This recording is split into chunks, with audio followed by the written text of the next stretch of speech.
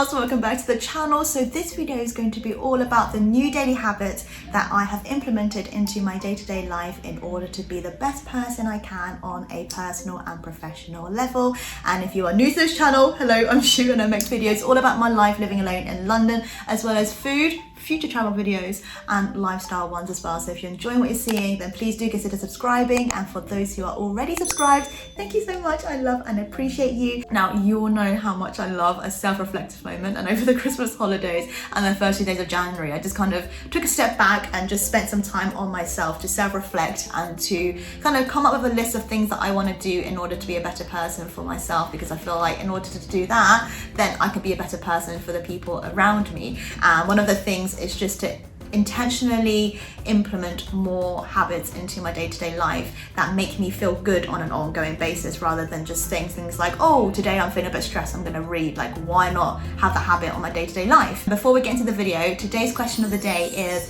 what daily habit have you started to implement in your day-to-day life so far, or a habit that you would like to implement in your everyday life? Let me know in the comments below and we can have a chat about it. And without further ado, let's get started with the first one. First habit, making the bed. Now this is a self-explanatory one, but I always find having a clean and tidy workspace and living space means that my head seems to be a lot more organized and set up for the day ahead.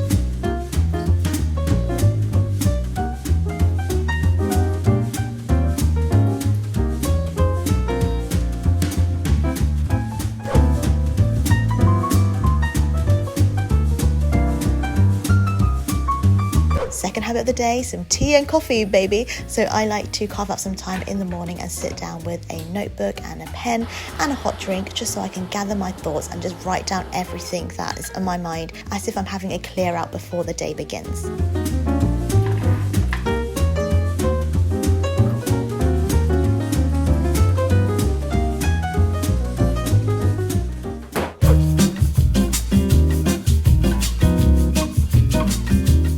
Third habit, writing in my gratitude journal. So I started this in January and so far so good, and I'll explain more about it and how I split it up into 3 parts in the next bit.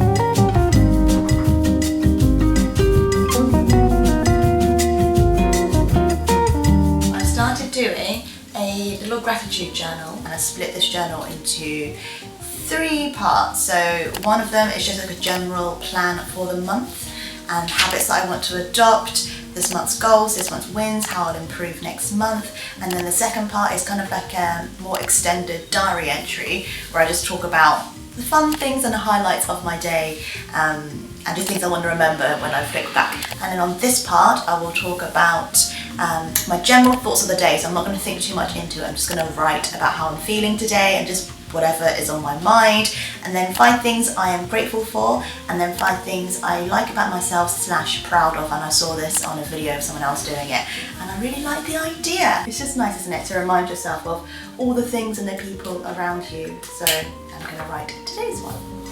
The art of putting pen to paper really helps to make sense of what is going on in my mind, and it's just very therapeutic to sit down and write. And then moving on, I'm about to introduce you to your endorphins instructor. Spoiler alert, it's me.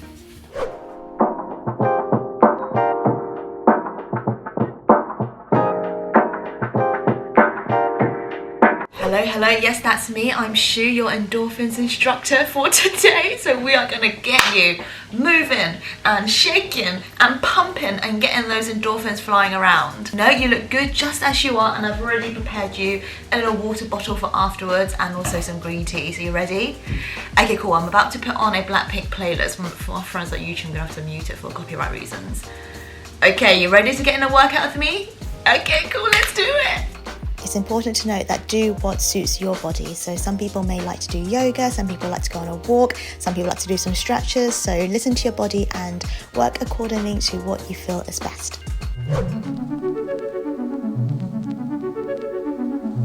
And then another thing I've started to do is to incorporate more meditation into my daily routine, and I've been doing this the past few days, and I have noticed a difference in just the way that I am receiving information and how I'm like, the mood that I'm emitting. I think because I have a very active imagination, but it just means that my mind is always like firing off so many different things and so many different outcomes, and I just needed a moment just to like fully step back and just embrace the present moment for what it is. I do have a Headspace subscription, and then also there are a few on YouTube as well. So if you just search like meditation, and it could be either for sleep, it can be for stress, it can be for anxiety. For me, I would say that I am very spiritually minded, so I love this kind of stuff. I get that it's not everybody's cup of tea, but I think regardless, even just doing these mind exercises just to help to regulate your breathing patterns, just to help to control anxiety levels and to acknowledge the emotions that we feel on a day-to-day basis, and to accept that our emotions,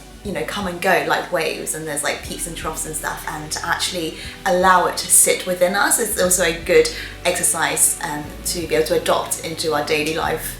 And yeah, that's what I've got to say on the matter. So let's get into a little bit of meditation. And the background matches my wall. This is one of my favourite parts of the day, where I can just sit down and just work on my mind and my mindset, and I really can't recommend incorporating meditation throughout your day enough. Oof, just finished it and I just feel so calm. I think the reason why I love like meditation and things so much is because I think it brings like a heightened sense of awareness within my own body, and I can I'm so much more aware of how I feel physically and mentally, and I just feel all like tingly and stuff afterwards. So yeah, I'm going to do another one now, and then I'll bring you back to something new that I'm going to do, which is the wish box. So yeah, I'll see you in a little bit. It is now wish box time, and I think it's also called like the manifestation box, but I have a Fortnum & Mason tea box that I got for Christmas, and it's now emptied out, but I thought it was such a beautiful little box and I didn't want to spend money on a new one, so I'm like trying to be resourceful and saving some money. What I'm going to do, basically, my sisters very kindly found these like little paper slips, and I'm going to write goals for myself and things I want to achieve for myself by the time I open this back up again in 2022 in January, and then open up each one, and then I'm going to fold each one into an origami heart and put them in this box. I see this almost like a future letter to myself in 2022, and I think it's going to be really interesting to open it up and open each and individual one up next year, just to see how many of those things I've achieved. And I just think it's really, really nice to like, you're thinking of a future outcome, but not in the sense of like you're being desperate for it. It's more like, yeah, that's what I see for myself next year. I'm going to write it in a sense of like as if I have already achieved it, if that makes sense. So yeah, let's do it.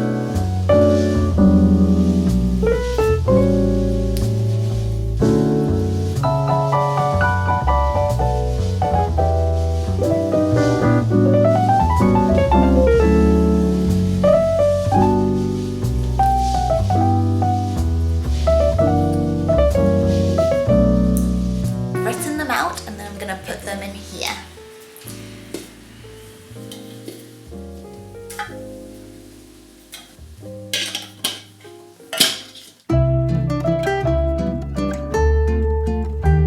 Okay, it's a little bit later now, and I'm now sat down about to read my Kindle, and I also have a hot cup of tea to unwind, and this has just been a new habit that I've been consciously trying to include in my day-to-day life, because I just find like just carving out time to sit back and read and allow my mind to absorb and learn from another perspective outside of my day-to-day living. And I'm in a massive self-development book phase right now. To be honest, I'm always in that phase though, but especially now. So I won't talk about all of the books I've been reading recently, because I feel like that's another video in itself. But the book I am reading at the moment is Big Magic by Elizabeth Gilbert. It's all about creative living beyond fear, and I love Elizabeth Gilbert's writing anyway, because it sounds like it's like the voice in your head. It's very, very easy to read as well. It's very, very lighthearted. I love the way she talks about having a genius or having big ideas or working with inspiration as a partner. So it's a secondary character that we're working with, as opposed to feeding our egos by telling ourselves that we're geniuses and that we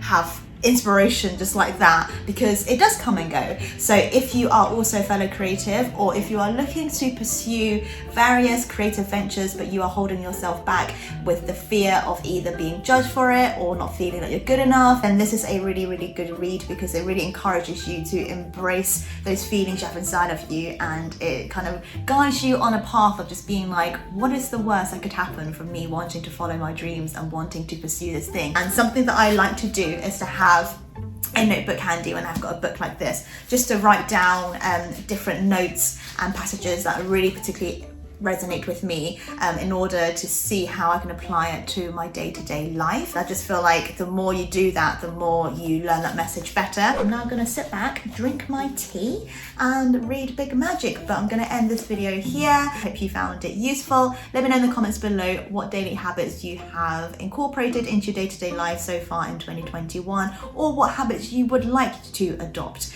into your life, and we can have a chat about it down below. And of course, this is such an ongoing process, so there's going to be things that are going to be chopping and changing, and new things I'm going to be implementing to my day-to-day life, so I will be sure to include that as the year goes on. But yeah, so far so good. I'm in a good mindset so far, just doing all of these things, and I just feel so much calmer. I mean, like, you know that I am such an excitable person, but right now I just feel like this wave of calmness has come over me, and it feels really, really good. So I'm learning to embrace that and to acknowledge those emotions that are sitting within me. So yeah, let me know in the comments below what you are doing, and I'll see you in the next video. Goodbye.